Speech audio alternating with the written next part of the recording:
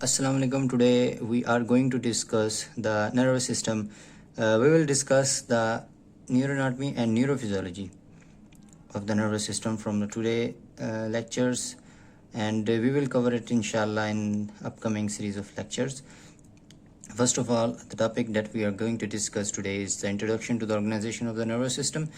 Nervous system composed of the two major components.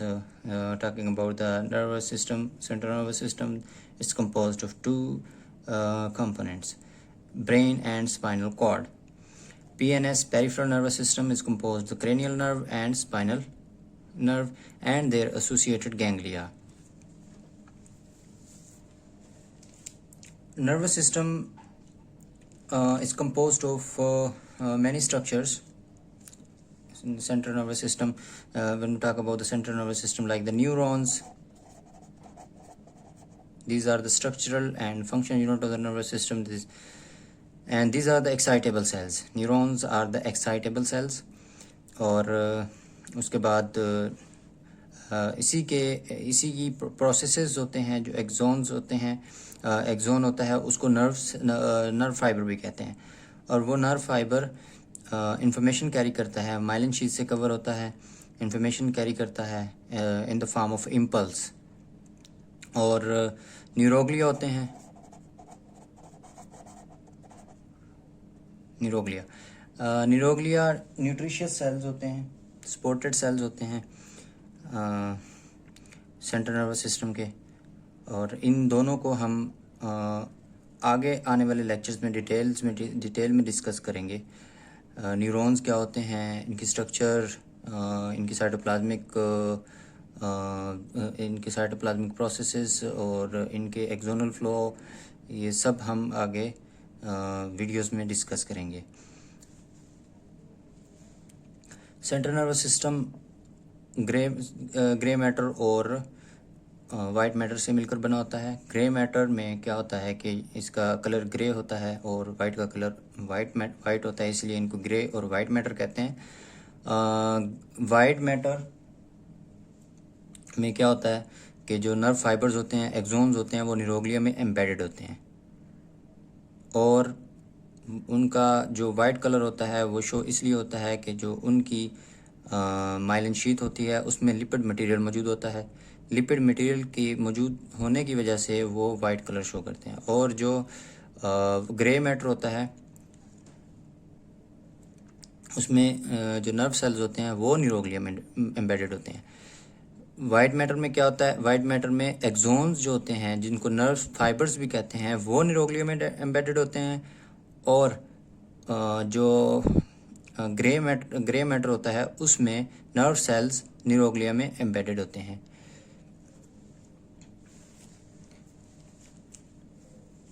उसके बाद autonomic nervous system भी आता है. ऑटोनॉमिक नर्वस सिस्टम में सिंपैथेटिक सिस्टम और पैरासिम्पैथेटिक सिस्टम आता है. ऑटोनॉमिक नर्वस सिस्टम में सिंपैथेटिक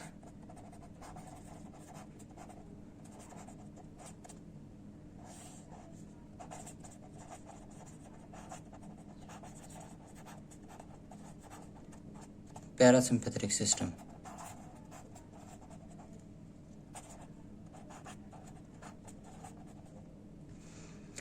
जो सिंपैथेटिक सिस्टम होता है ये फ्लाइट और फ्राइट कंडीशंस में, यानी कि स्ट्रेस में, डिप्रेशन में ये एक्टिव होता है सिंपैथेटिक सिस्टम.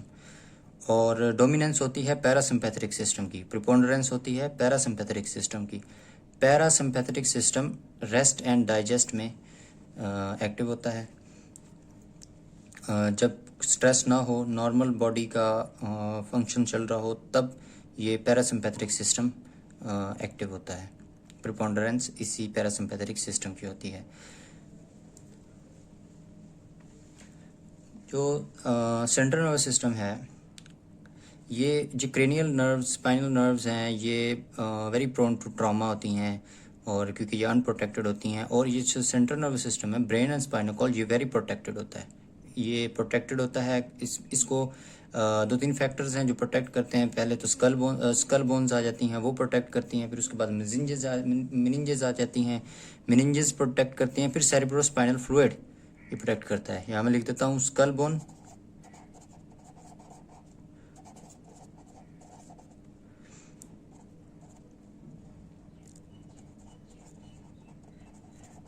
meninges और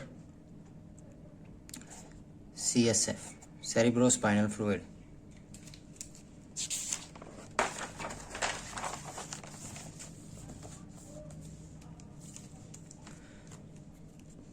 स्कल बोन में फ्रंटल बोन आती है, पैराइटल बोन आती है, ऑक्सीपिटल बोन आती है और टेम्पोरल बोन, जो कि ब्रेन के चारों लोब्स को कवर करती है और प्रोटेक्ट करती है। एक बोनी कवरिंग होती है जो प्रोटेक्ट करती है। और उसके बाद मेनिंजेस की बात करें, मेनिंजेस 3 होती हैं।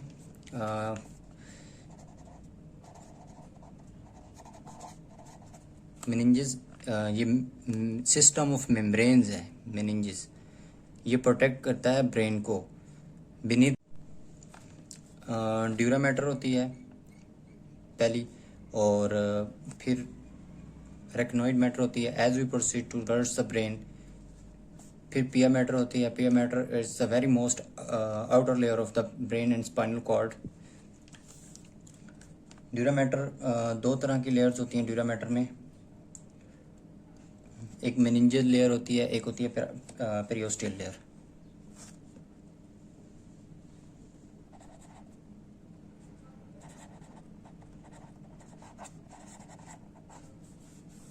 Meningeal, periosteal.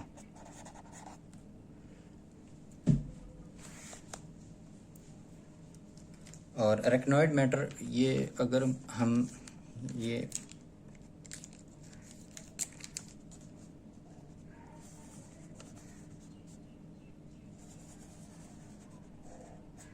बोनी कवरिंग, बोनी स्कल बोन्स, और उसके बाद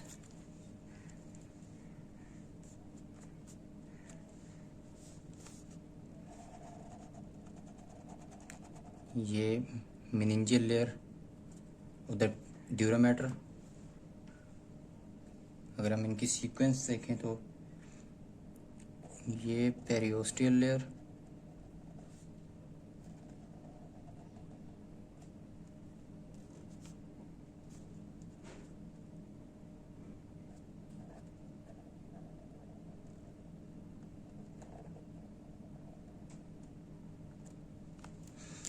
इसकी पेरियोस्टियल लेयर है, और ये ड्यूरा मैटर की पेरियोस्टियल लेयर है।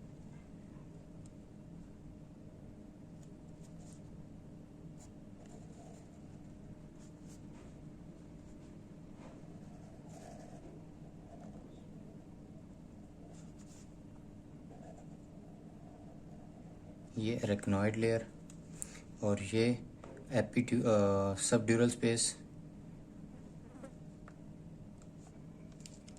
ड्यूरा मैटर के नीचे सब रेक्नोइड स्पेस है। इसमें रेक्नोइड ट्रेबिक्यूली,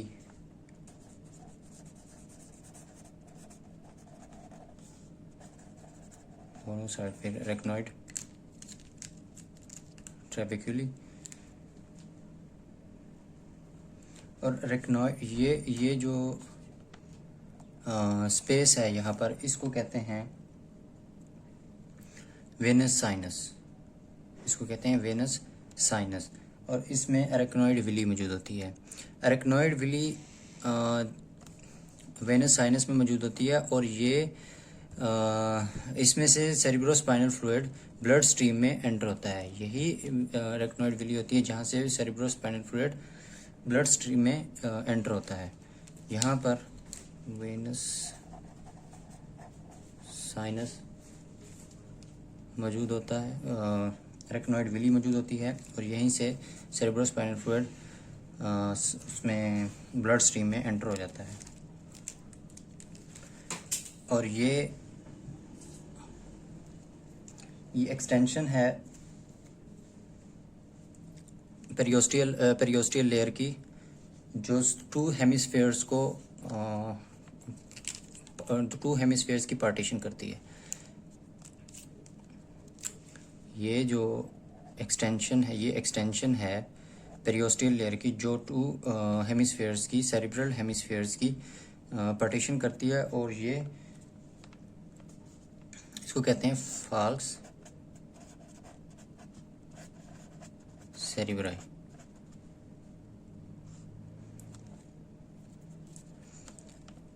यहाँ पर ये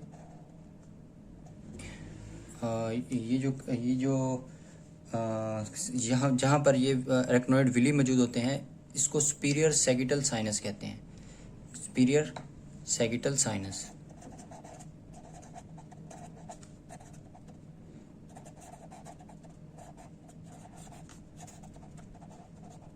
सुपीरियर सैगिटल साइनस। जो साइनस होता है, यहाँ पर वेन्स मौजूद होती हैं। सिनुसॉइड जहाँ पर स्मॉलर वेन्स मौजूद होती हैं उसको कहते हैं। और ये जो ये सुपीरियर सैगिटल साइनस है और ये है इन्फीरियर सैगिटल साइनस।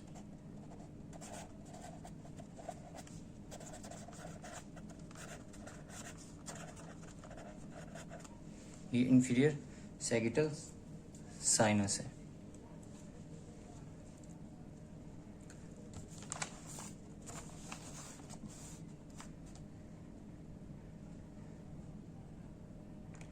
उसके बाद अगर हम बात करें तो स्पाइनल कॉर्ड की, तो डिटेल ब्रेन की डिटेल में हम आने वाली वीडियोस में जाएंगे। स्पाइनल कॉर्ड का थोड़ा अगर हम इंटरनल स्ट्रक्चर देखें तो वो कुछ इस तरह है।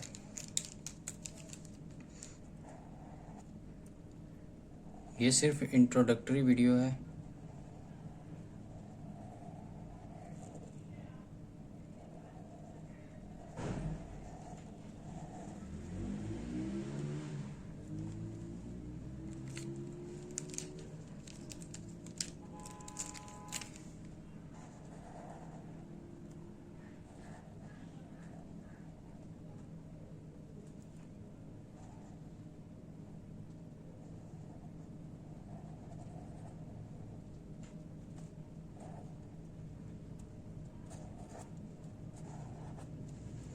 ये स्पाइनल कैनाल।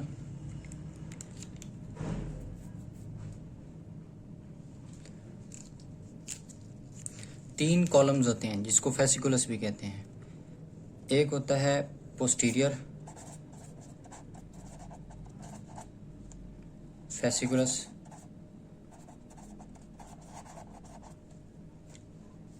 और लेटरल फेसिकुलस, लेटरल कॉलम भी कहते हैं इसको।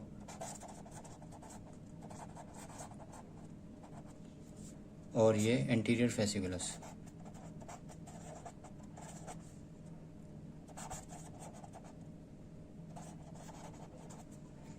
ये पूछा जा सकता है कि कितने फेसिकुलस हैं, 1 2 3, पोस्टीरियर, लेटरल और एंटीरियर। और ये इसको कहते हैं, ये जो एरिया है बटरफ्लाई एच शेप एरिया है, इसको ये है ग्रे जोन, ग्रे मैटर। और ये जो out of the H zone है, इसको कहते हैं ये वाइट मैटर है। ये एंटीरियर वाइट कमीशर कहते हैं इसको। इस एरिया को कहते हैं एंटीरियर वाइट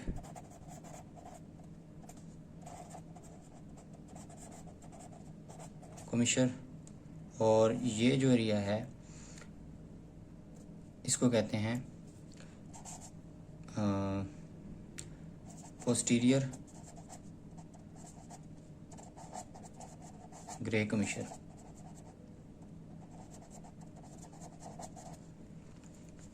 ये इंटीरियर, ये पोस्टीरियर पार्ट है और डोर्सल पार्ट, और ये इंटीरियर पार्ट है, ये वेंट्रल पार्ट है। ये जो वाइट है, ये जो पोस्टीरियर पार्ट, लेटरल पार्ट और जो एंटीरियर सेगमेंट है, यहाँ पर असेंडिंग और डिसेंडिंग ट्रैक्स मौजूद होते हैं। एक स्पाइनल कॉर्ड है, उसका सेगमेंट हमने ट्रांसवर्स सेक्शन लिया। ट्रांसवर्स सेक्शन को जब हमने देखा तो यहाँ पर ये स्ट्रक्चर्स हमें मिलेंगी। तो मतलब ये इंटीरियर वाइट कमीशर हो गया, और इसके बाद इंटीरियर फेसिकुलस, जो 3 फेसिकुलस होते हैं वो हो गए, और 2 कमीशर होते हैं जिसको पोस्टीरियर ग्रे कमीशर और इंटीरियर वाइट कमीशर। क्योंकि ये वाइट मैटर का कमीशर है तो इसको इंटीरियर वाइट कमीशर कहेंगे, और इंटीरियर साइड पे है ये पोस्टीरियर ग्रे का कमीशर है तो इसको पोस्टीरियर ग्रे कमीशर कहेंगे। इसको स्पाइनल कैनाल कहते हैं। इसमें सेरिब्रोस्पाइनल फ्लूइड मौजूद होता है। और ये पोस्टीरियर हॉर्न है, पोस्टीरियर हॉर्न। ये लेटरल हॉर्न,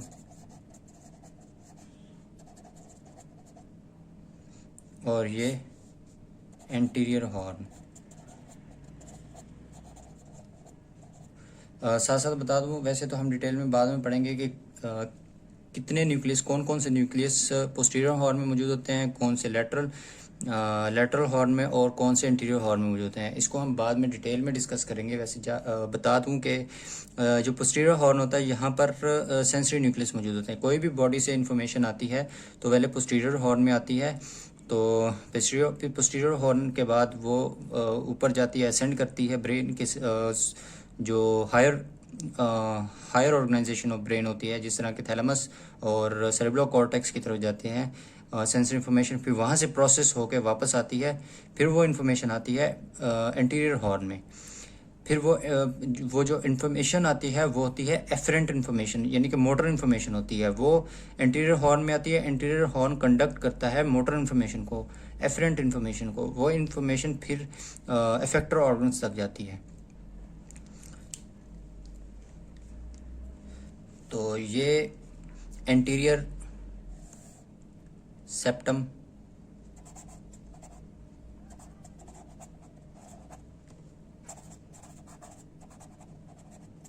ये पोस्टीरियर वाइट सेप्टम,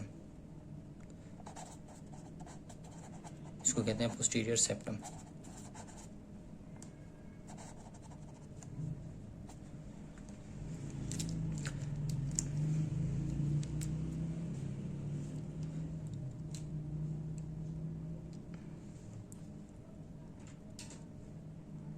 इसको कहते हैं एंटीरियर लेटरल। यहाँ से इंफॉर्मेशन, यहाँ से फाइबर्स आते हैं, सेंसरी फाइबर्स, जिनको एफरेंट फाइबर्स भी कहते हैं। एंटीरियर लेटरल्स एरिया,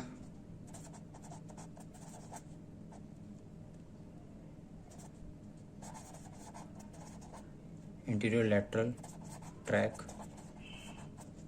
और ये यहाँ से जो मोटर इन्फॉर्मेशन जाती है, जो एग्जिट करती है स्पाइनल कॉर्ड को, उसको कहते हैं पोस्टीरियर लेटरल, इसको पोस्टीरियर लेटरल इसको कहते हैं। इस एरिया को कहते हैं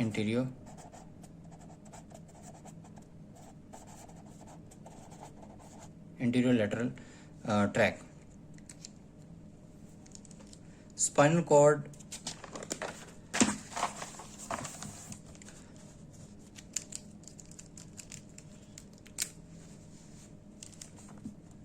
फोरामेन मैग्नम, जो कि एक बोनी फोरामेन है, एक होल है जो पैरेटल बोन में एग्जिट कराता है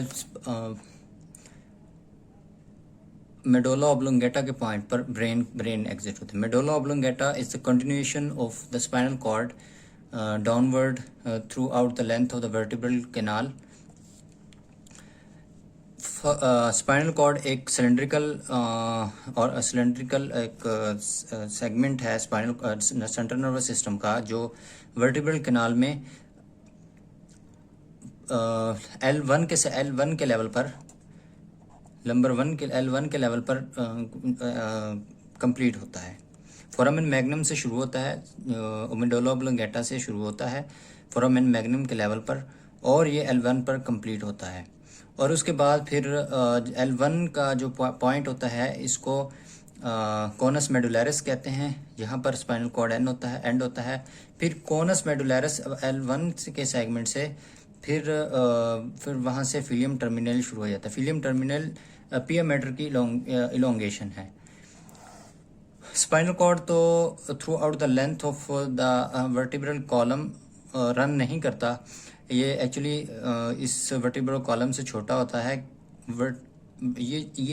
इसने स्पाइनल कॉर्ड ने इतना ही रहना होता है with the passage of days and with the passage of ossification of with the passage of time and the ossification of bone of the spinal cord. The spinal cord remains remains to the normal range of the length, and as the spinal cord bones grow with the passage of time, spinal cord की bones grow करती रहती हैं, और फिलियम terminal जो कि एक पियामीटर की एक इलोंगेशन है, फिल्म टर्मिनल इंटरनम और फिल्म टर्मिनल एक्सटर्नम, ये दोनों। फिल्म टर्मिनल जो इंटरनम है ये 15 सेंटीमीटर का होता है, और फिल्म टर्मिनल एक्सटर्नम ये 5 सेंटीमीटर का होता है। Total film terminal